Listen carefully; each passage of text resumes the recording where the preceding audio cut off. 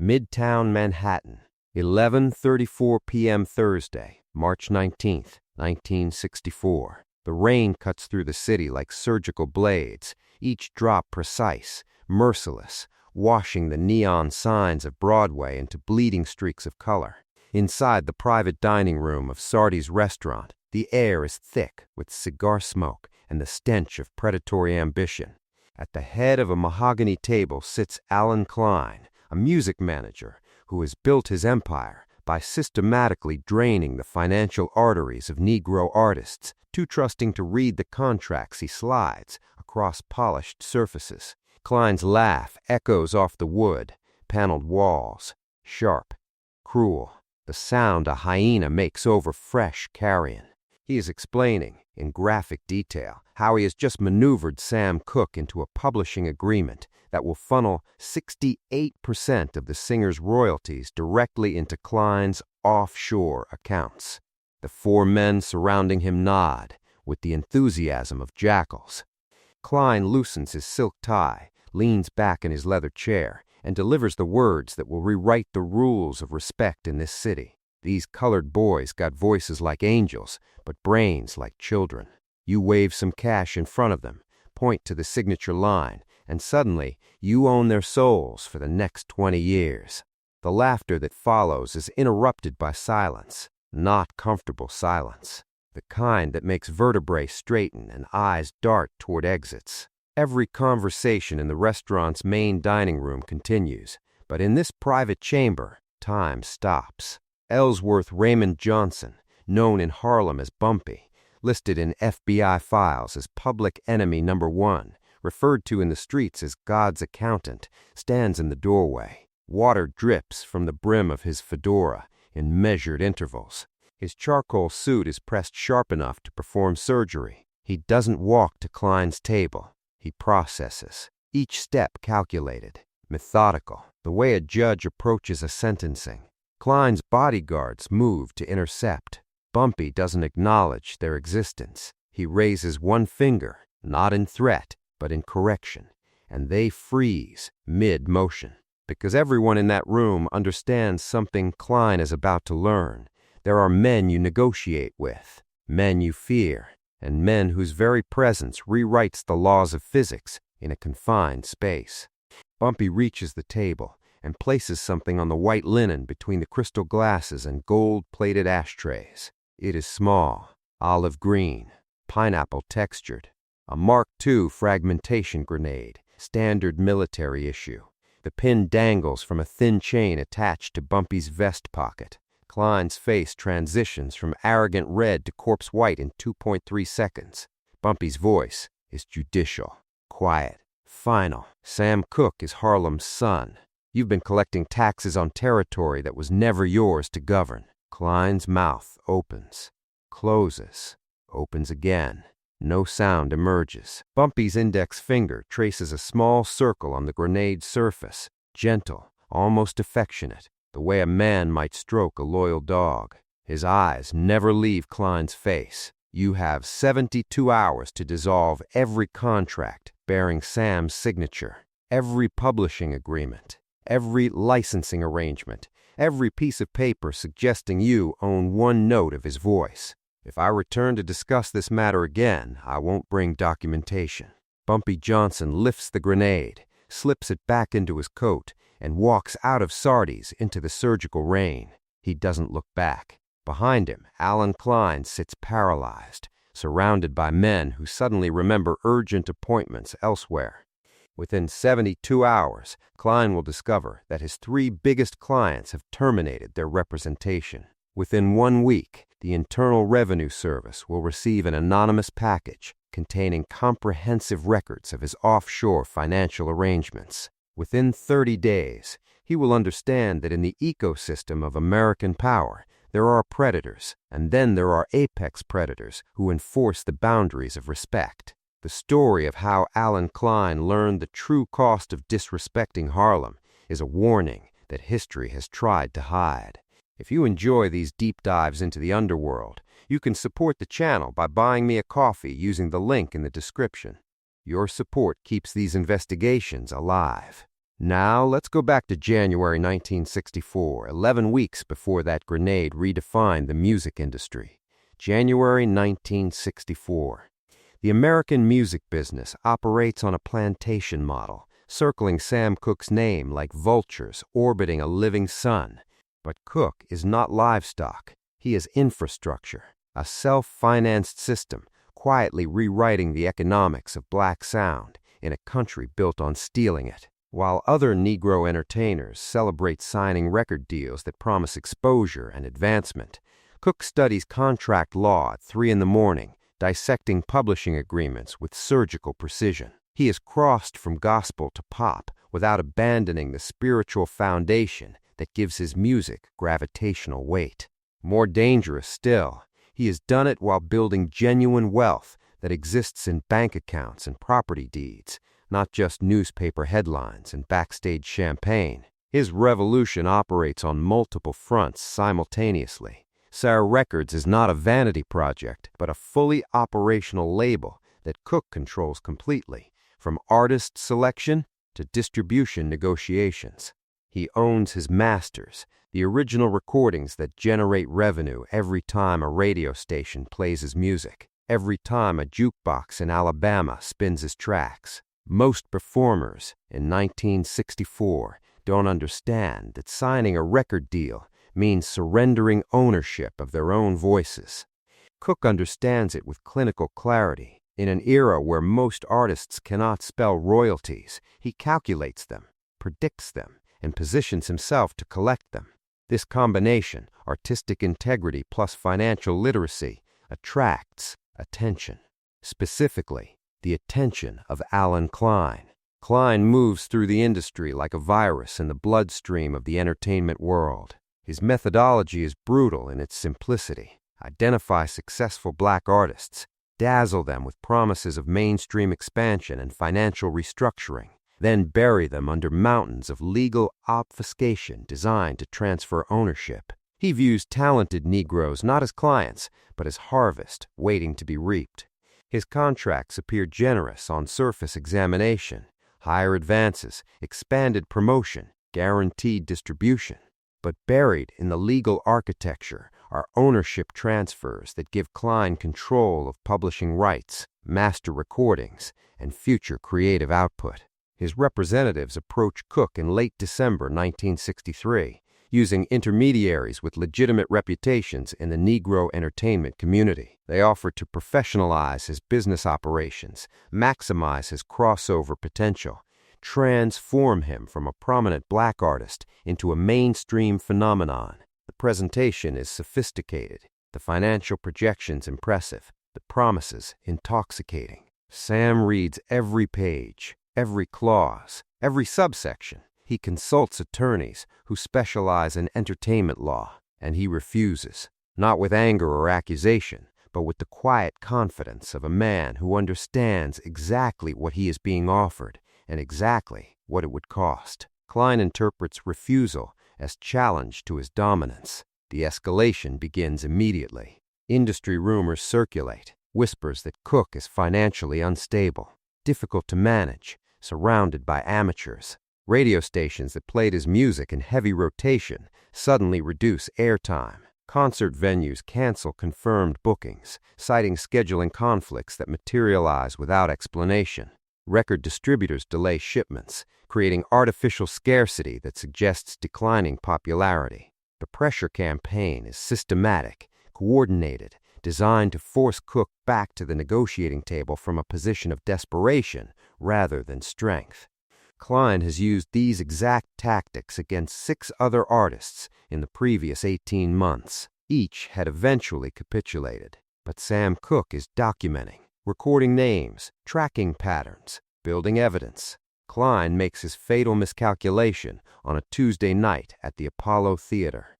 He abandons the shadows and approaches Cooke directly in the backstage corridor, surrounded by Harlem witnesses who recognize both men immediately. The air is thick with grease paint and nervous sweat. Klein leans in close, his smile failing to reach his eyes.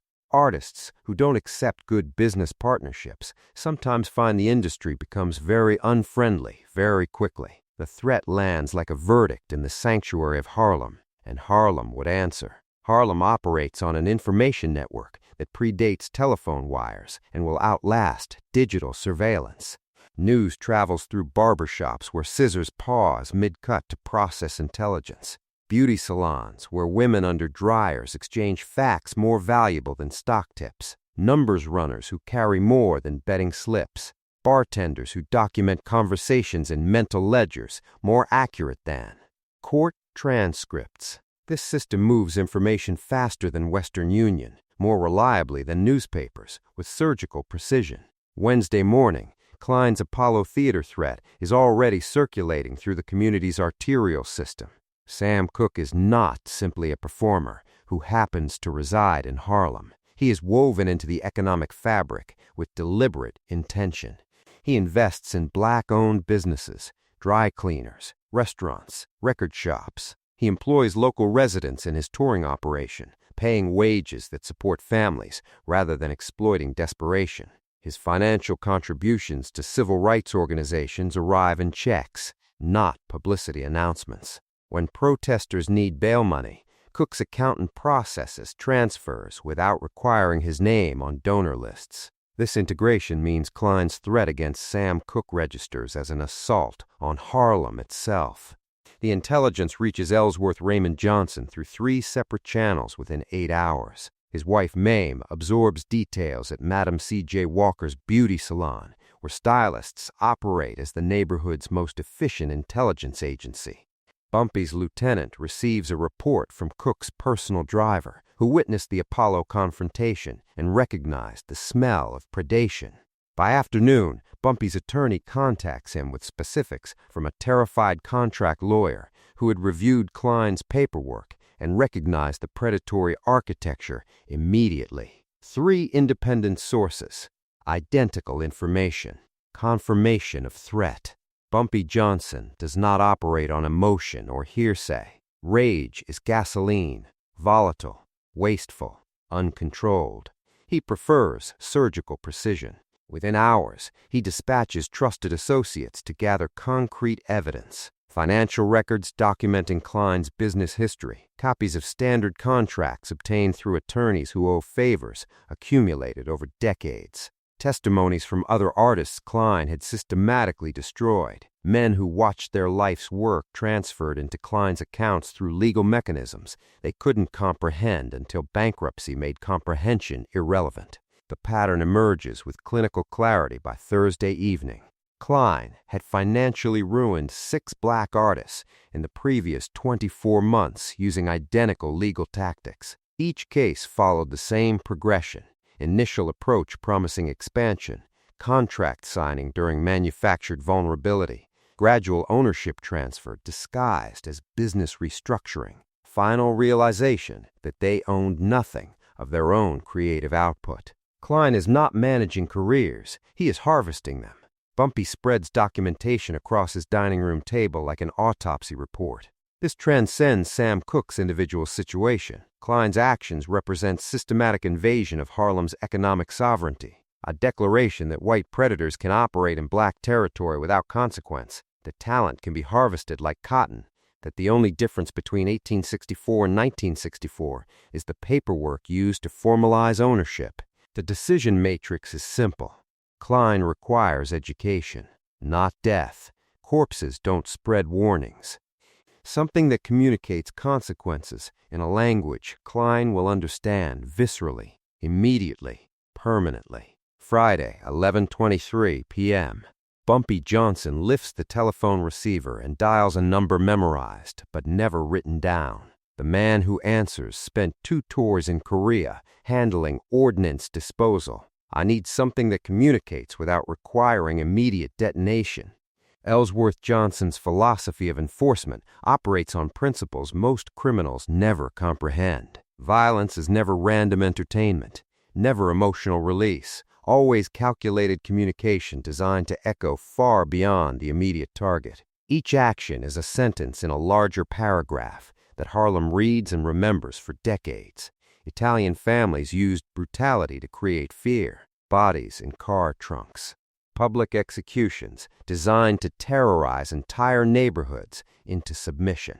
Bumpy employed precision to establish respect and clear boundaries. The difference is architectural. Fear dissipates when the terrifying force disappears. Respect becomes structural, embedded in the community's understanding of consequences. 3 previous incidents illustrate the escalation in psychological sophistication and long-term impact. Years earlier, an out-of-town hustler established unlicensed dice games on 135th Street, skimming from local players, refusing neighborhood taxes. Traditional mob protocol demanded simple execution. Bumpy chose surgical precision. His men calmly removed the dice table, carried it into the hallway, and chopped it into kindling while the hustler watched. Then they broke only 2 fingers on his throwing hand. No robbery, no murder. But word spread through every gambling den in the city. In Harlem, games belonged to the neighborhood. The hustler vanished within 24 hours. The second education demonstrated refined psychological warfare. A numbers banker attempted to establish operations in Harlem without authorization, believing Italian mob connections provided immunity. Bumpy arranged for the banker's wife to receive flowers every morning for 2 weeks. Beautiful arrangements. No cards, no threats, just flowers. By day 14, the banker had relocated to New Jersey. His wife never learned who sent the flowers, but the banker understood the message perfectly. Privacy is privilege, not right. The third correction targeted a local club owner who shortchanged young black musicians, promising future exposure instead of payment, stealing tips, exploiting desperation. Bumpy visited personally. No entourage, no threats. He requested accounting books, reviewed them with silent precision, then ordered the owner to host a free community concert headlined by the very musicians he had robbed. Admission free, drinks free, staff wages doubled. At the show's end, Bumpy announced to the packed room that the club's generosity was funded by previously stolen wages. The owner's business survived, but his power evaporated. Musicians dictated terms from that night forward. These precedents shaped the strategic planning phase for Klein's correction. Bumpy's objective isn't Klein's death. Corpses can't spread warnings. Dead men become martyrs or mysteries. His goal is Klein's education and the broader industry's understanding that Harlem's economic sovereignty is not negotiable. The intelligence-gathering operation begins with methodical precision. Bumpy's network maps Klein's daily routine, identifies his sources of confidence, wealth, legal machinery, mob connections. They catalog his psychological vulnerabilities, arrogance rooted in never experiencing genuine powerlessness, belief that money and lawyers solve any problem, complete ignorance of forces operating outside legal frameworks. Bumpy recognizes that Klein's power derives from making artists feel helpless against legal complexity. The counter-strategy must render Klein equally helpless against forces he cannot manipulate through lawyers or contracts. The demonstration device is acquired through documented military surplus channels. Mark II fragmentation grenade, completely inert, visually perfect for psychological impact. Pure communication tool. Saturday evening, Bumpy rehearses the confrontation with meticulous precision. Each word timed, each gesture calculated, each pause measured for maximum psychological impact. Mame observes from the doorway, reading every calculation in his movements. "You're not planning to actually hurt him, are you?" Bumpy's response arrives in a voice she recognizes from previous corrections, judicial and final. "I'm going to hurt him in ways that money can't heal. I'm going to make him understand fear." Duke Ellington's Mood Indigo bleeds through Sardi's hidden speakers at 11:34 p.m., piano notes soft as velvet against the predatory conversation. The main dining room maintains comfortable warmth at 68 degrees, but Klein's private chamber runs 4 degrees hotter, deliberately overheated to make negotiation targets uncomfortable and compliant. Alan Klein sits at the mahogany table's head, fingers tracing patterns on Irish linen, thick enough to absorb wine stains, and desperate men sweat. Klein's 2 bodyguards recognize threats by category: drunken clients, jealous husbands, ambitious rivals. When Bumpy Johnson materializes in the doorway, their training fractures.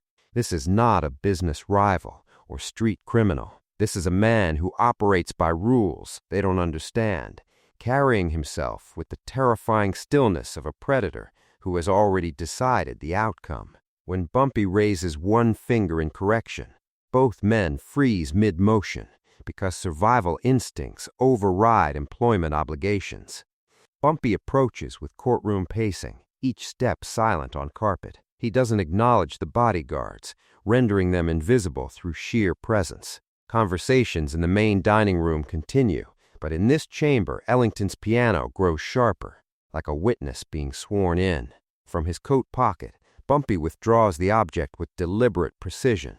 Mark II fragmentation grenade, olive drab, pineapple texture. The pin hangs from a thin chain attached to his vest buttonhole. He places it on the white linen between crystal glasses and gold-plated ashtrays. Physics rewrites itself around that object. Every eye within visual range locks onto it. The room's soundscape fractures. Conversations at adjacent tables pause mid-sentence without speakers understanding why.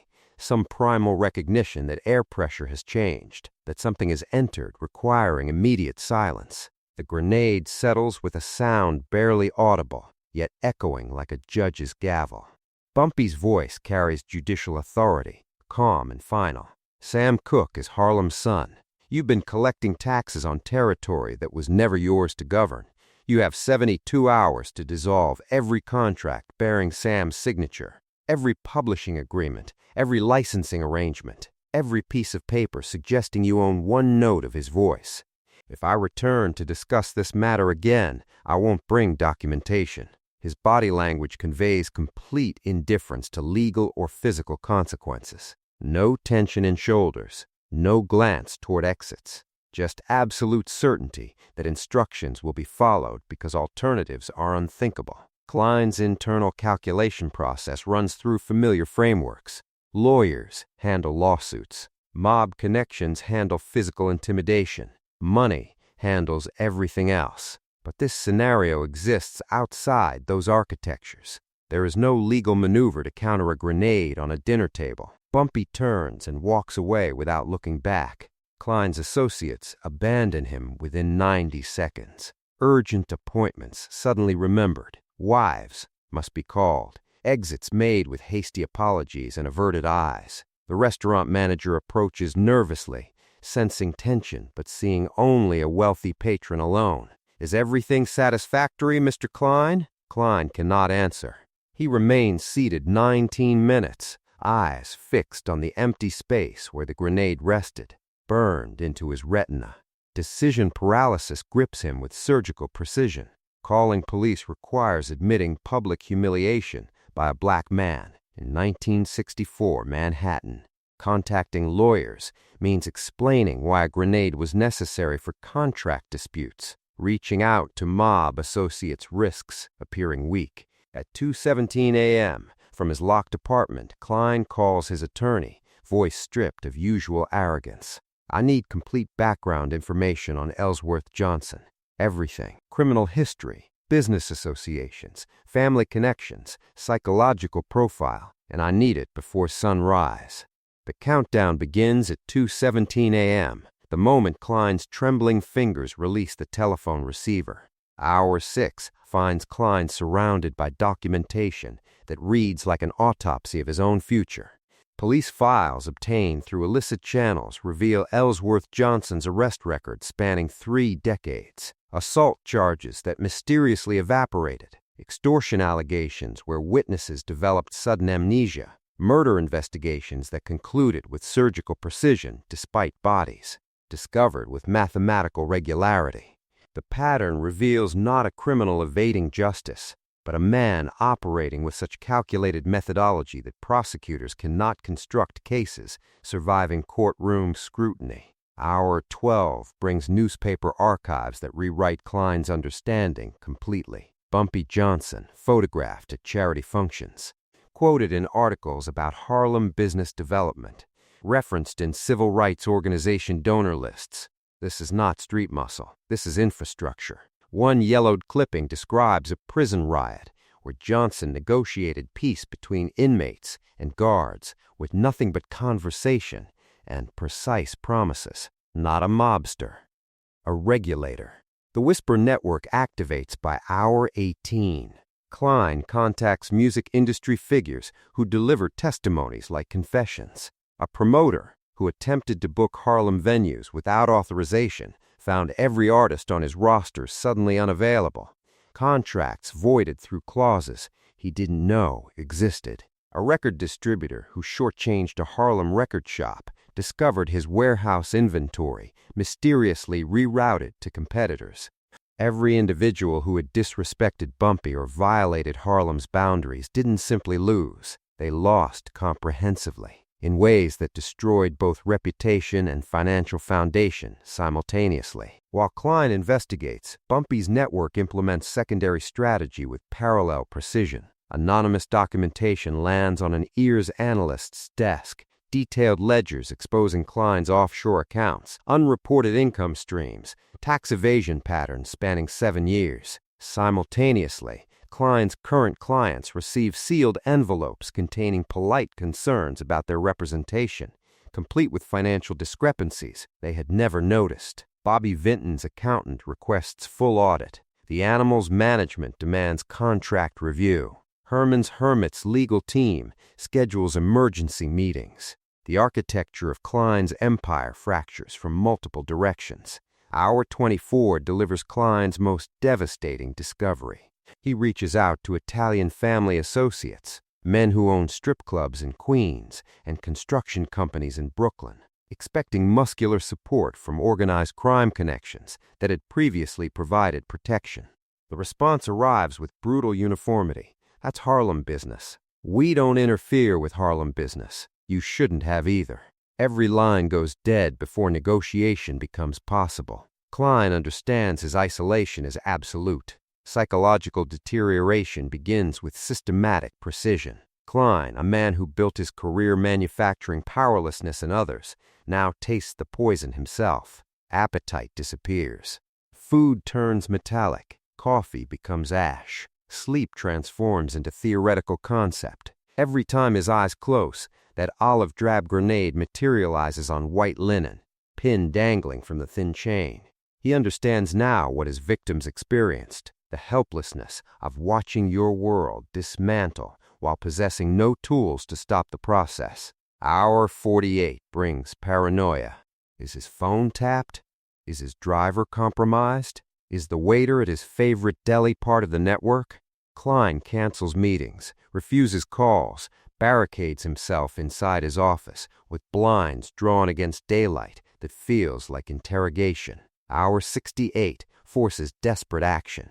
Klein summons his attorney, eyes bloodshot, hands trembling like autumn leaves. He begins contract dissolution procedures but moves too slowly, legal instincts fighting survival requirements. He searches for loopholes, ways to minimize financial hemorrhage, clauses that might salvage some percentage of future royalties. He is still negotiating with ghosts, still thinking like a lawyer when he needs to think like prey. Hour 71.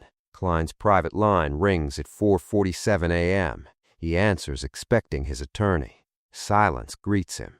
Not empty silence, but occupied silence. Then the unmistakable metallic sound of a pin being pulled from a grenade. The distinct click of the safety lever releasing, held in place only by human pressure. No words, no threats, just that sound, echoing through the receiver like a countdown timer. The line goes dead. Klein vomits in his office wastebasket. Hour 72. Klein arrives at his office carrying every contract Sam Cooke had ever signed, prepared to personally incinerate them, surrender completely, beg for mercy if necessary. He unlocks the door with hands that betray him through trembling.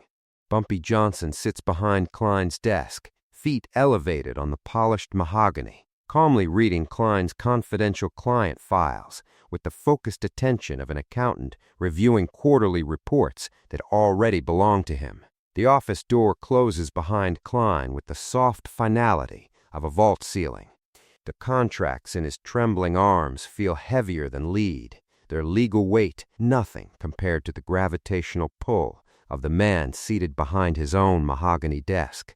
Ellsworth Johnson occupies Klein's chair as if the furniture were designed for his frame, feet elevated on the polished surface, reading a manila folder labeled in Klein's own careful handwriting, confidential client statements. Klein's voice fractures on first contact. "How did you get in here?" Bumpy closes the folder with the deliberate precision of a judge reviewing evidence. His eyes never leave the pages as he responds. "Your secretary admitted me. I was extremely polite, and she didn't feel comfortable refusing such a courteous gentleman." The answer devastates Klein more completely than forced entry would have. His own employee chose instinct over employment, recognizing something in Bumpy's presence that transcended business protocol. Klein glances toward the outer office, understanding two facts simultaneously. His security means nothing, and his staff instinctively trusts the man dismantling his empire. Bumpy gestures toward the contracts with judicial authority. "Place those on the desk." Klein complies without conscious decision. Bumpy produces a leather-bound ledger from his coat, opening it to pages covered in meticulous columns of numbers that tell stories of systematic theft with mathematical precision. "I've calculated exactly what you stole from Sam Cooke and 7 other artists," Bumpy states, his tone clinical as an autopsy report. "Sam Cooke, $214,000 in diverted publishing rights, seized master recordings, and stolen royalties. 7 additional artists, combined total of $1,047,000. Current monetary value including compounded interest, $1,247,000, plus penalties for systematic disrespect." Klein's accounting background processes the mathematics automatically. The figure is accurate with terrifying precision. Each number represents documented theft, each calculation verified through sources Klein cannot imagine existed. Bumpy slides Klein's own corporate checkbook across the mahogany surface. "You will write restitution checks to every artist you defrauded. Principal amounts. Interest calculated at street rates, plus a community respect fee that I determine is educationally appropriate." Klein's lawyer instincts activate despite his paralysis. "Mr. Johnson, surely we can discuss payment structures, legal frameworks, tax considerations that." Bumpy's response is absolute silence. He reaches into his coat and withdraws a newspaper, folded precisely to the obituaries section. One name is circled in red ink: Marcus Tillman, music producer, age 43. Cause of death undetermined. Klein recognizes the name immediately. Tillman had disappeared the previous year after attempting to establish unlicensed recording operations in Harlem, bypassing neighborhood protocols, disrespecting territorial boundaries. The circled obituary communicates what negotiation cannot. Klein begins writing checks.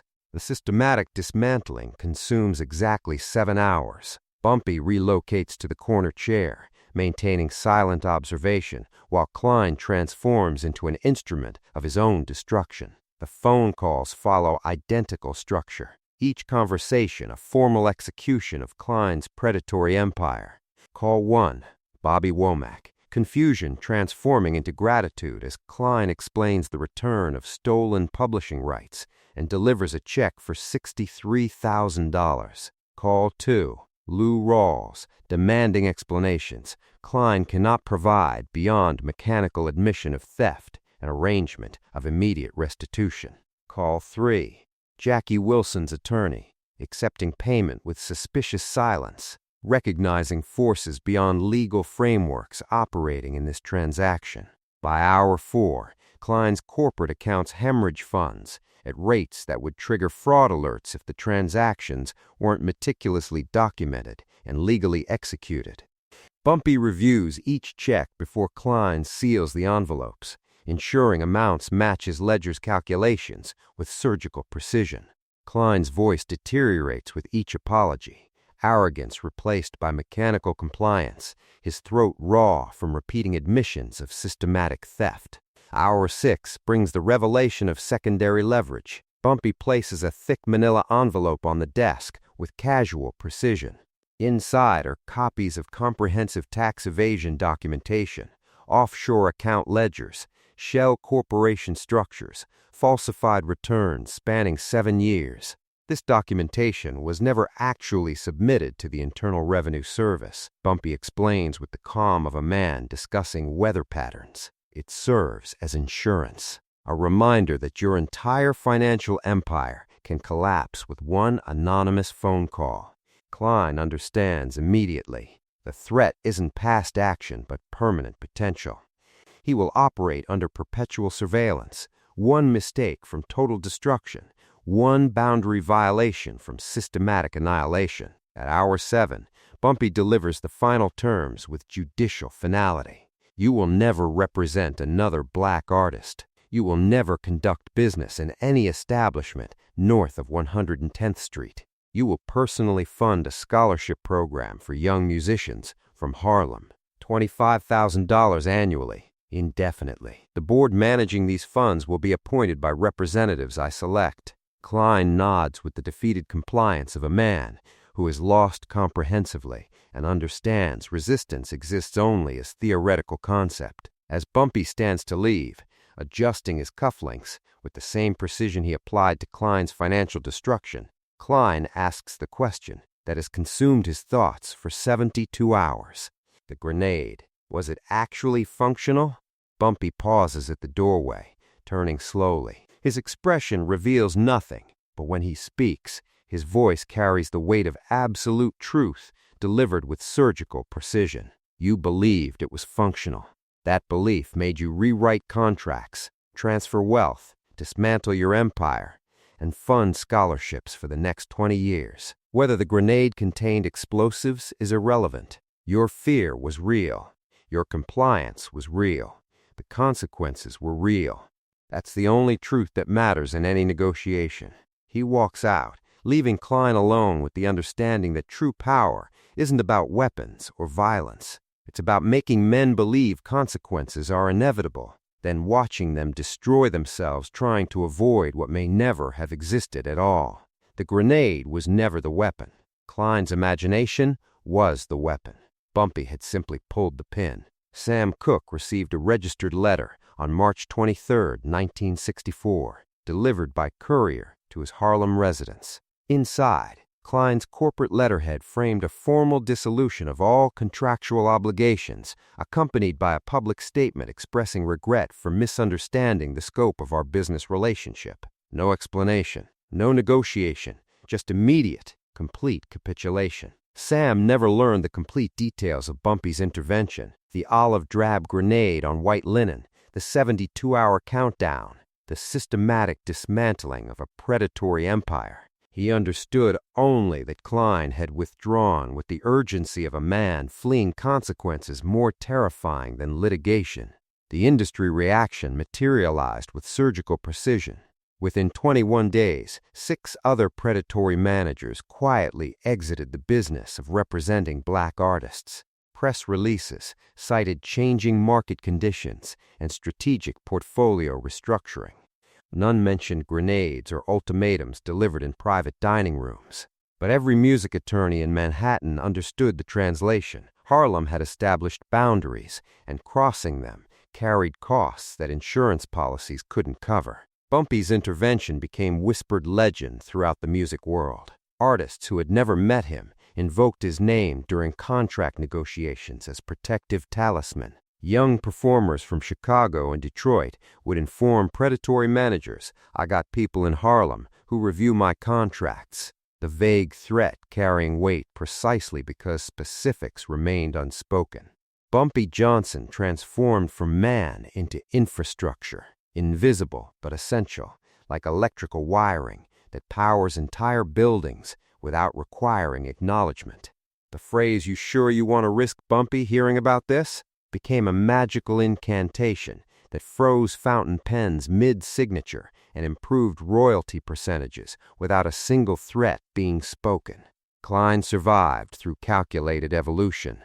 He pivoted his predatory talents toward white British rock bands, the Rolling Stones, the Beatles, territory where Harlem's jurisdiction held no geographical sway. But the lesson remained permanently embedded in his business practices. He never again represented a black artist. He never conducted business north of 110th Street. The grenade had educated him with surgical precision, teaching him that some territories operate by rules that money cannot manipulate. This incident clarifies Bumpy Johnson's true function within the ecosystem of American segregation. Official systems labeled him criminal, but he operated as regulatory authority where legal frameworks failed.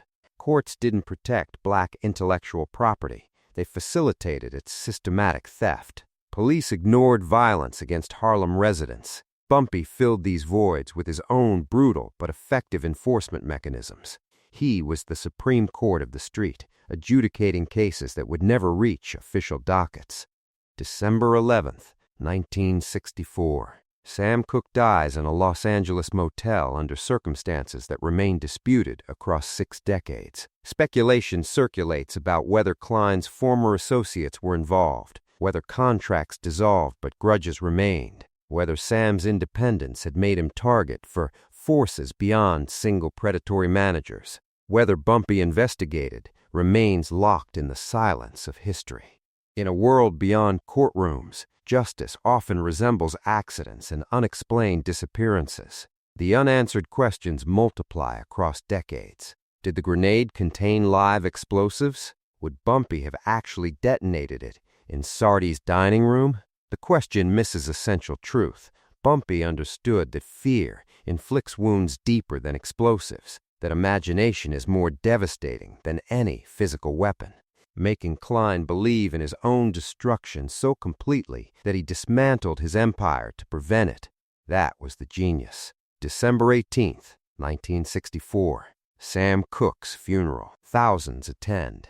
In the back row stands Ellsworth Raymond Johnson, silent as a verdict. He observes everything, says nothing, wears charcoal wool pressed with the same precision he applied to Klein's financial destruction. Some protectors don't wear badges. Some justice doesn't emerge from judges' benches. Some debts are paid in currencies that banks don't recognize. The grenade was never about explosion.